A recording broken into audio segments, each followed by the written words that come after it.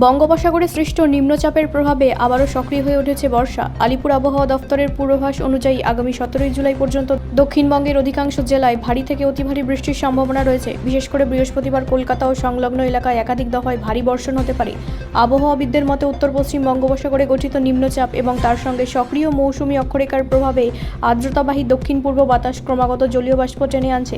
ফলে দক্ষিণবঙ্গে বৃষ্টির তীব্রতা আরও বাড়তে পারে। পূর্ব ও পশ্চিম মেদিনীপুর, ঝাড়গ্রাম, হাওড়া, হুগলি, উত্তর ও দক্ষিণ 24 পরগনা, পূর্ব বর্ধমান, নদিয়া এবং কলকাতায় ভারী বৃষ্টির সম্ভাবনা বেশি বলে জানিয়েছে আবহাওয়া দফতর।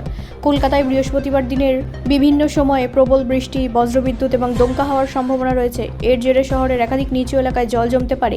অফিস যাত্রীদের দুর্ভোগ, যানজট এবং গণপরিবহনে বিঘ্নের আশঙ্কা উড়িয়ে দেওয়া যাচ্ছে না। প্রশাসনের পক্ষ থেকে নিকাশি ব্যবস্থা সচল রাখা এবং জরুরি পরিস্থিতি মোকাবিলার প্রস্তুতি নেওয়া হয়েছে। উপকূলবর্তী এলাকায় সমুদ্র উত্তাল থাকার সম্ভাবনা থাকায় মৎস্যজীবীদের সতর্ক থাকতে বলা হয়েছে।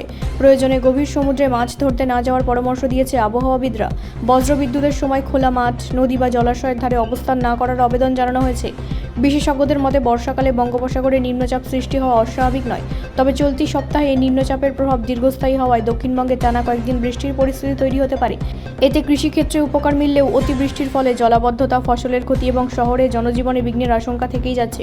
আবহাওয়া দফতর জানিয়েছে পরিস্থিতির ওপর নজর রাখা হচ্ছে এবং নিম্নচাপের গতি প্রকৃতির ভিত্তিতে প্রয়োজনে নতুন সতর্কতা জারি করা হবে।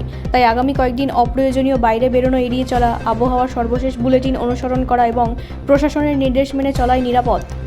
ব্যুরো রিপোর্ট, রাষ্ট্রীয় প্রসার বাংলা।